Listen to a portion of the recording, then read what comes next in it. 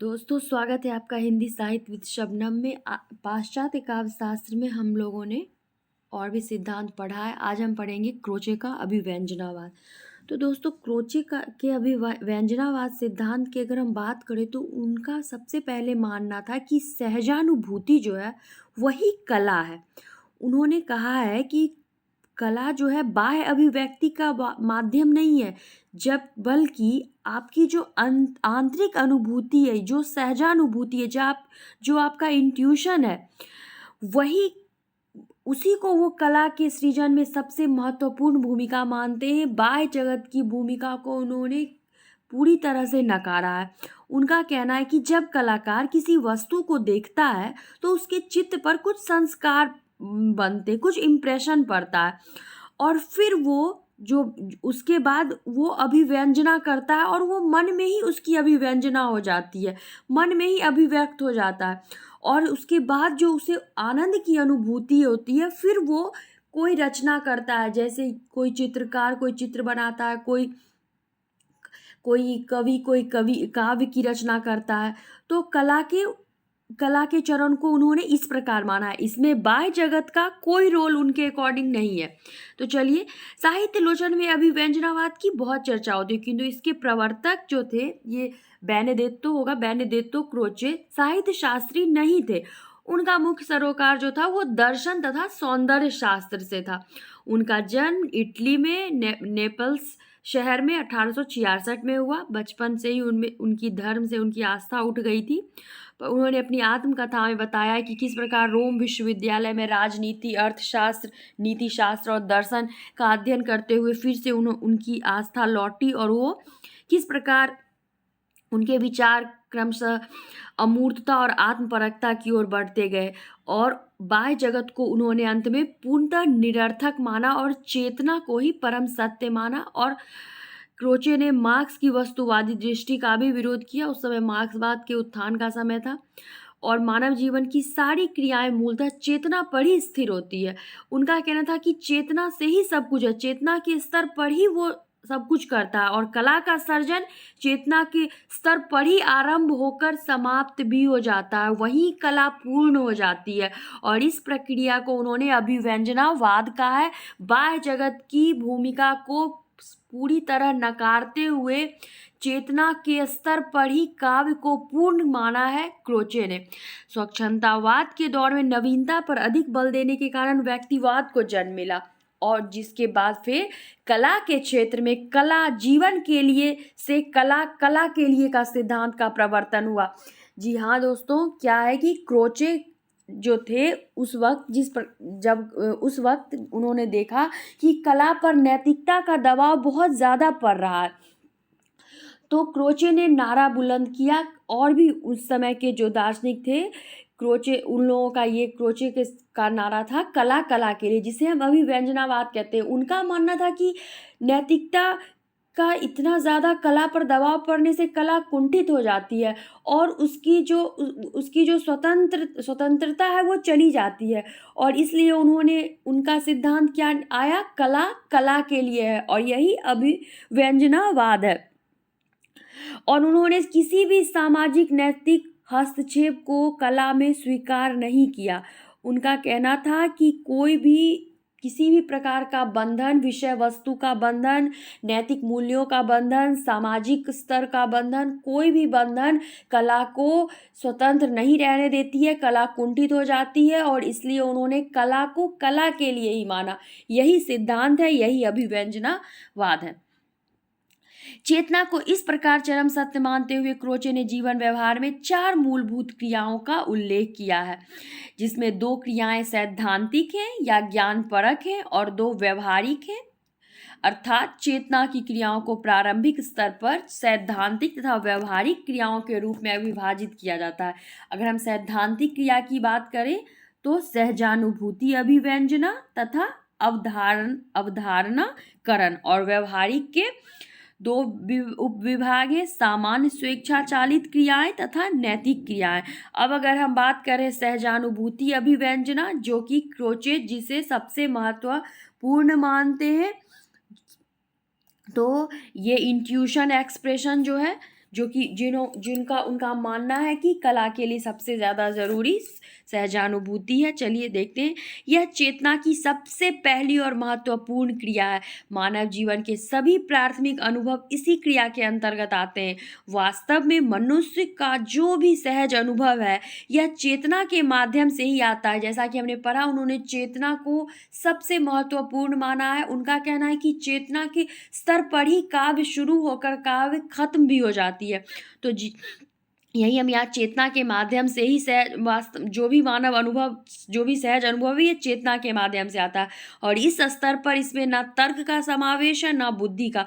जैसे क्रोचे ने उदाहरण दिया कि जैसे किसी चित्र के रंग या रेखा या किसी गीत के स्वर हमारे मन में एक अनायास ही एक अनुभूति जगाते हैं, और हम उन स्वरों का या उस चित्र पे तब तक उसका विश्लेषण नहीं करते या उसके विषय वस्तु पर हम विचार नहीं करते, उनके समझने की चेष्टा नहीं करते जब तक कि हम उसको उसकी तरफ अपनी चेतना को नहीं ले जाते। तब तक अगर हम सुन भी रहे हैं, जब तक मेरी चेतना उस तरफ नहीं जाएगी, हम उसको समझने की चेष्टा ना ही हम करते हैं। और ये अवधारणाकरण की प्रक्रिया के अंतर्गत आता है, और यही सहजानुभूति जो है यही कला का मूल तत्व है, और कला इसी स्तर पर पूर्ण हो जाती है। अगर अब हम अवधारणाकरण की बात करें तो चेतना की यह क्रिया पहली क्रिया के बाद संभव है। जैसे सहजानुभूति अभिव्यंजना जो है वो अपने आप निरायास क्रिया होती है, किंतु अवधारणाकरण जो है वो सोची समझी क्रिया है। यह तर्क पर आधारित होती है। चेतना तर्क के सहारे सहानुभूतियों का विश्लेषण करती है, और इस क्रिया के माध्यम से सहानुभूति के स्तर से उठकर तर्क तथा बुद्धि के क्षेत्र में हम पहुँचते हैं। जैसे हम जब हम सहजानुभूति की जो बात उन्होंने किया, तो ये स्वतः हो जाती है। इसमें कोई तर्क या बुद्धि नहीं लगती। लेकिन जब हम अवधारणाकरण करते हैं तो क्या होता है, हम सहानुभूति से उठकर तर्क और बुद्धि के स्तर पर चले जाते हैं और पहुंचते हैं, और बाह्य जगत का ज्ञान प्राप्त करते हैं।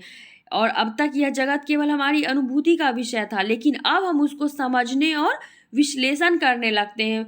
यानी अर्थात हम कह सकते हैं कि जैसे कि जब हम कोई भी संगीत को सुनते हैं तो हमारे मन में एक अनायास ही अनुभूति जाग जाती है, बट हम उस पर विश्लेषण नहीं करते।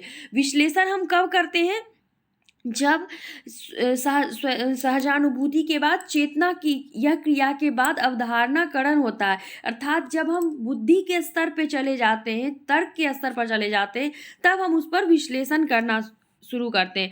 फिर होता है सामान्य स्वेच्छा चालित क्रियाएं। यह दोनों स्तर के बाद आता है, और ये क्रिया क्या है, व्यवहारिक क्रिया के अंतर्गत आता है, जिसमें हम जो भी क्रिया कह सकते हैं। जैसे कि हम अपने व्यापार करते हैं, जीविकोपार्जन के लिए कुछ करते हैं, या फिर व्यवहार के लिए कुछ कर रहे हैं, जो भी कर रहे हैं ये। और फिर नैतिक क्रियाएं, ये सबसे अंत में होती है, जब हम सामान्य जीवन व्यवहार से उठकर विवेक, आदर्श और नैतिकता के भाव हमारे अंदर सक्रिय होते हैं। तो इस क्रिया का लक्ष्य चेतना के सच्चे स्वरूप का उद्घाटन होता है, और यह चेतना हमारे आध्यात्मिक स्तर से जुड़ी होती है, जो कि हम नैतिक क्रियाएं करते हैं। अब अगर हम अभिव्यंजनावाद सिद्धांत को देखें फिर से, तो उनकी अभिव्यंजनावाद सिद्धांत का महत्वपूर्ण बिंदु है सहजानुभूति अभिव्यंजना। मतलब क्रोचे कहते हैं कि अभिव्यंजना ही रचना है, जो जैसे साहित्य, संगीत, चित्र, मूर्ति, सहजानुभूति जो होती है हमें संवेदन के माध्यम से, और इसको हम आगे समझने का प्रयास करेंगे कैसे होता है। कि जैसे हम कई बार देखते हैं कि कई बार क्या होता है कि कोई अनुभूति हमको होती है हमें बाह्य उत्प्रेरक के प्रेम से। जैसे कि कोई कविता सुन लिए, या फिर कोई हम चित्र देख लिए, नेत्र या कान से हम सुनते हैं। तो क्रोचे ने माना है कि ये चेतना से पहले की क्रिया है। इसको हम ऐसे समझते हैं कि जब तक जैसे हम कभी खिड़की के पास हम बैठे और हमारी कोई हवा है वो हमारी त्वचा को छू कर जा रही है, या हम पेड़ पौधे की हरियाली को देख रहे हैं, या कहीं भी हम संगीत को सुन रहे हैं, धुन को सुन रहे हैं, तो ये सब संवेदन है, जो कि ये सब संवेदना है, जो कि हमारी इंद्रियों ने कान आदि को ग्रहण नहीं कर रही हैं, हम इन्हें अनुभव कर रहे हैं। क्यों नहीं कर रहे हैं? क्योंकि हमारी चेतना उस ओर नहीं गई है, हमारा ध्यान उस ओर नहीं गया है। तो हम इन उन संवेदना को पहचान नहीं रहे हैं, हम उनके प्रति अभी अचेत हैं।